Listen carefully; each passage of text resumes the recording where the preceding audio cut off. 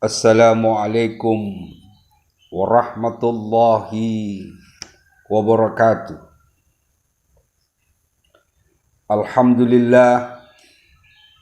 Alhamdulillahilladzi arsala rasulahu bil huda wa dinil haq liyuzhirahu 'alad dini kullih walau karihal kafirun walau karihal musyrikun walau karihal munafiqun.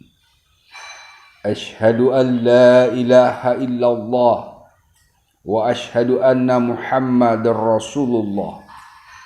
Allahumma salli ala sayyidina Muhammadin wa ala alihi wa sahbihi ajma'in. Wa qala Allah ta'ala fi kitabil karim, A'udzu billahi minasy syaithanir rajim.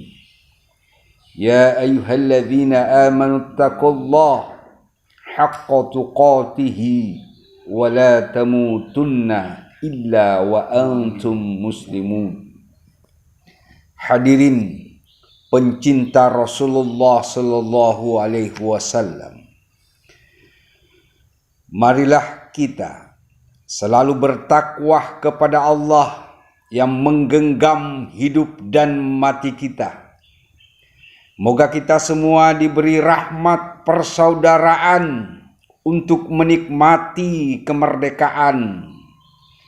Marilah kita perbanyak salawat cinta kepada Rasulullah sallallahu alaihi wasallam. Moga syafaatnya terus bersinar dan memberikan ridha, keselamatan dunia dan akhirat. Hadirin yang diberkahi Allah, makna kemerdekaan dalam kamus bahasa Arab berarti istiqlal. Makna kemerdekaan yang kita warisi sebagai bangsa Indonesia adalah melanjutkan perjuangan Nabiullah Ibrahim alaihissalam yang memerdekakan akidah bangsa Arab.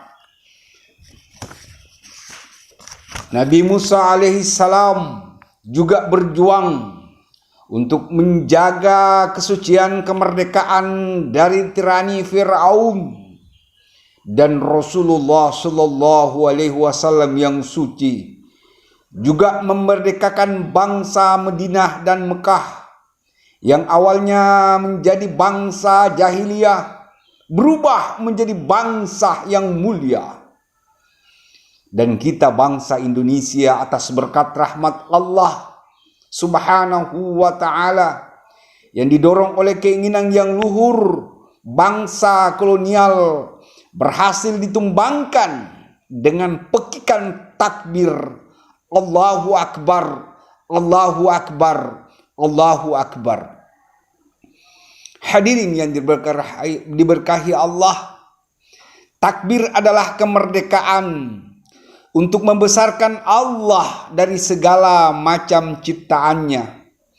Karena itulah ada di dalam pembukaan Undang-Undang Dasar 1945 menjelaskan bahwa kemerdekaan adalah sebuah pintu menuju cita-cita kebangsaan yang sejati. Negeri ini adalah tetesan perjuangan darah para syuhada yang melantungkan kalimat takbir untuk memindahkan bangsa Indonesia dari belenggu penjajahan. Atas dasar inilah, barang siapa yang menginjak-injak simbol kemerdekaan merah putih sebagai generasi muda, janganlah kita lecehkan perjuangan akidah para syuhada, karena jasanya kita bisa rekam, kita bisa rasakan nikmatnya kemerdekaan yang disimbolkan dalam monumen Masjid Istiqlal. Hadirin yang diberkahi Allah subhanahu wa ta'ala, Masjid Istiqlal adalah monumen sejarah bangsa Indonesia yang merekam jejak perjuangan Indonesia melawan kebatilan, melawan ketidakadilan, dan melawan politik hitam yang dikembangkan oleh bangsa kolonial. Saat kemerdekaan bangsa Indonesia sudah berusia ke-75 tahun yang akan kita peringati pada hari Senin besok ini. Bangsa Indonesia memproklamirkan hari kemerdekaan dan kesucian akidah. Kita sebagai penerus kemerdekaan harus terus waspada dan tetap menjaga agar tidak lagi terjajah oleh ancaman kezaliman yang diproduksi oleh akal yang tidak terdidik oleh wahyu.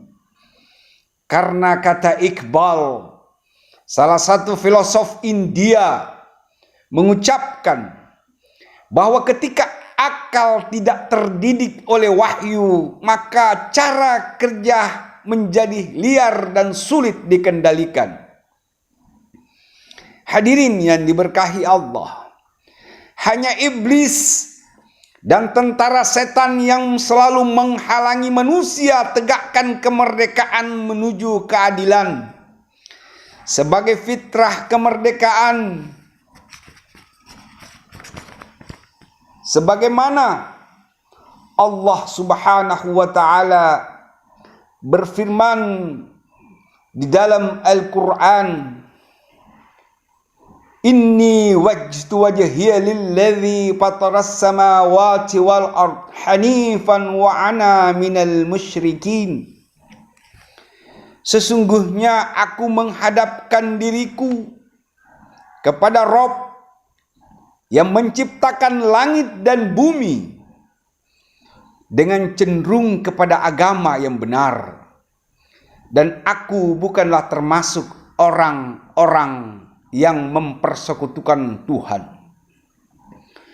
Pelajaran ayat ini memberikan petunjuk untuk selalu menjaga ketahanan iman, Islam, dan ihsan dari belenggu penjajahan. Masjid ini tempat kita mendidik semangat patriotisme, kemerdekaan dengan berbagai macam pemikiran produktif dari belenggu penjajahan yang berpotensi melecehkan kesucian kemerdekaan iman, Islam, dan ihsan yang Rasulullah ajarkan dalam sunnahnya. Bangsa kolonial yang dibesarkan oleh akalnya selalu bermetamorfosis dalam bentuk yang lebih modern untuk memanipulasi arah dan haluan kemerdekaan, untuk menjauhkan kita dari ajaran Allahu Rabbul Alamin. Tanda-tandanya dapat kita baca dalam sejarah Fir'aun sebagai pemimpin yang memperbudak manusia, Qarun sebagai ekonom yang terkaya, memeras tenaga rakyat demi memperkokoh kekayaannya.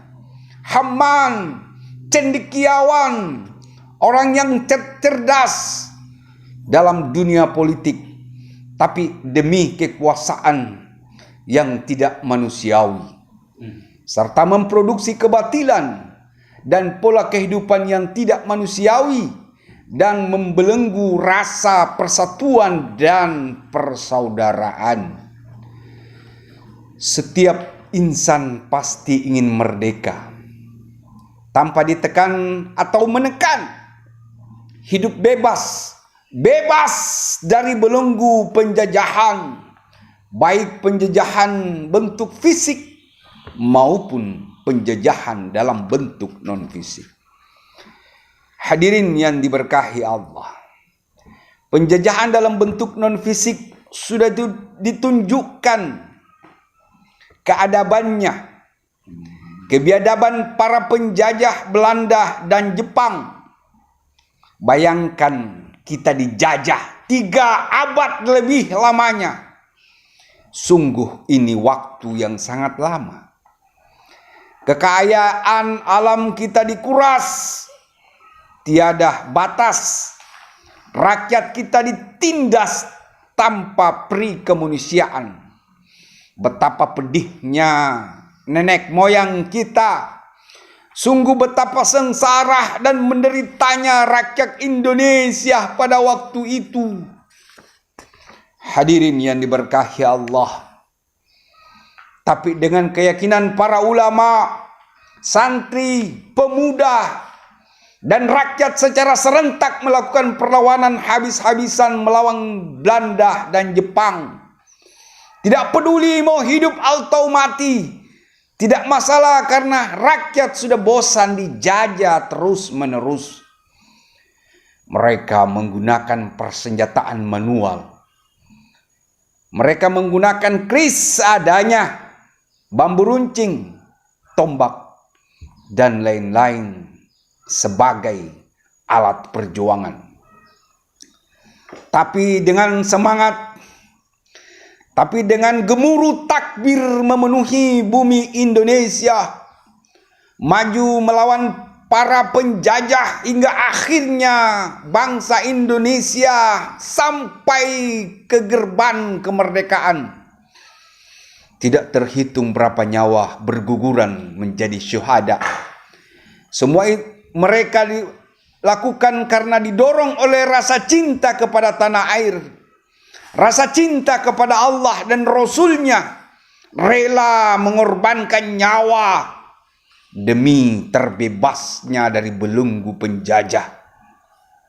Alhamdulillah, sekarang ini kita telah menikmati udara kemerdekaan.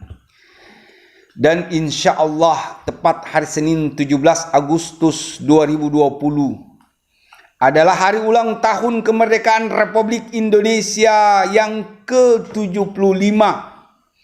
Sungguh ini adalah nikmat yang sangat besar yang wajib kita syukuri sebagai anak bangsa yang lahir dari rahim Ibu Pertiwi.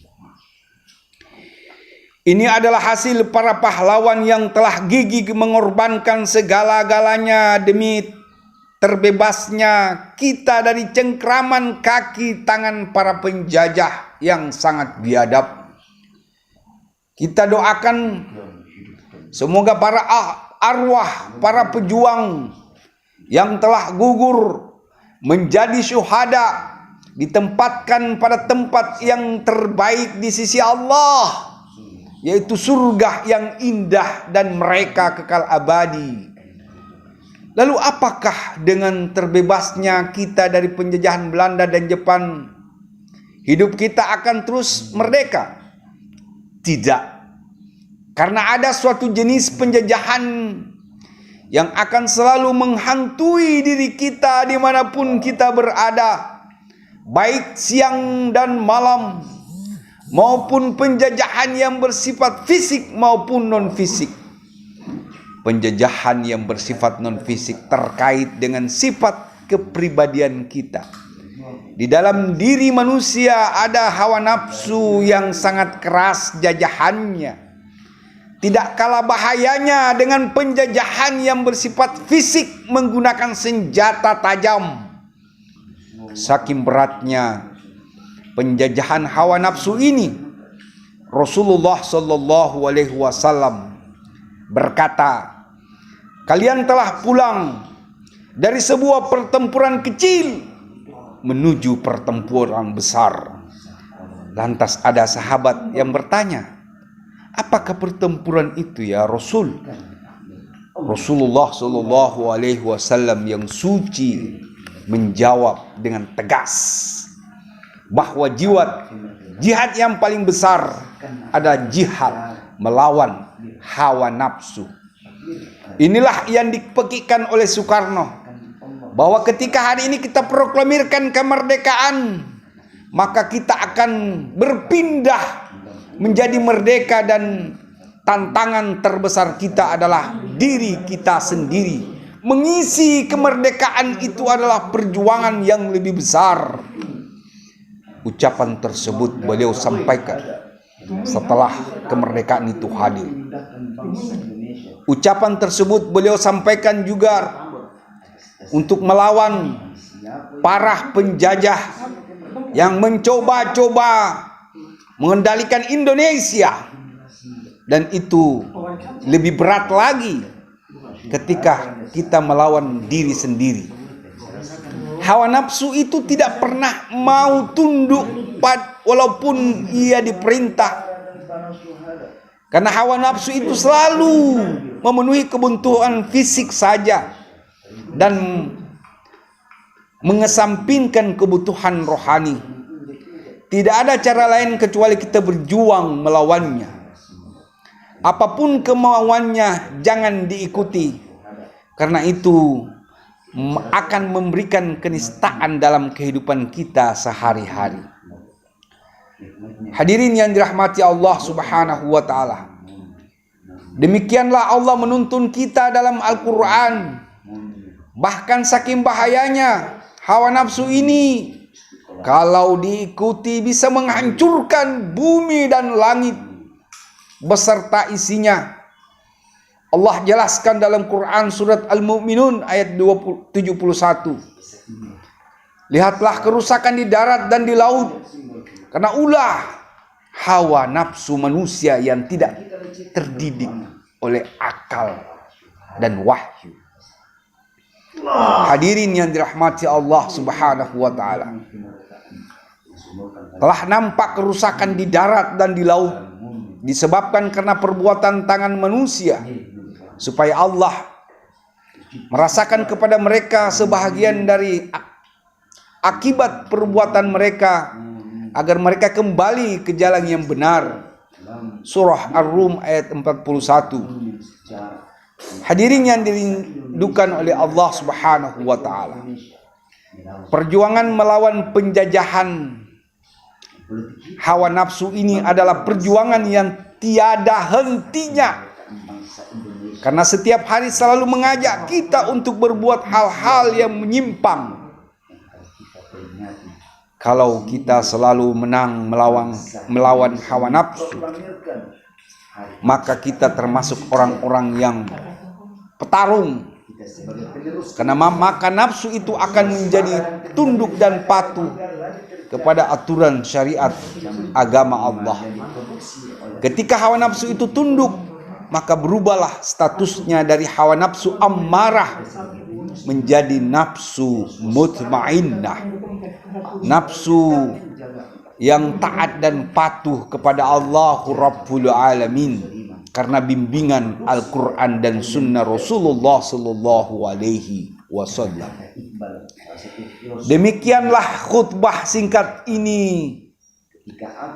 Moga hawa nafsu kita terus dapat dikendalikan dengan pendidikan yang cerdas dan produktif untuk selalu taat dan patuh kepada aturan syariat Islam yang diamanahkan oleh Allah dan Rasul-Nya, sehingga kita benar-benar menjadi bangsa yang merdeka secara lahir dan batin. Kita benar-benar merdeka melawan kejahatan hawa nafsu. Hadirin yang diberkahi Allah Subhanahu wa taala.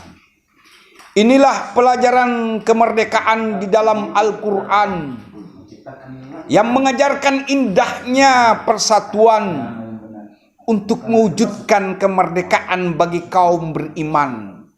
Semoga hari kemerdekaan Allah berikan kedamaian, agar hidup ini sampai ke puncak kemuliaan melalui salawat cinta pada Rasulullah Sallallahu Alaihi Wasallam yang suci, agar atas berkat rahmat Allah yang maha merahmati. Wassalamualaikum warahmatullahi wabarakatuh.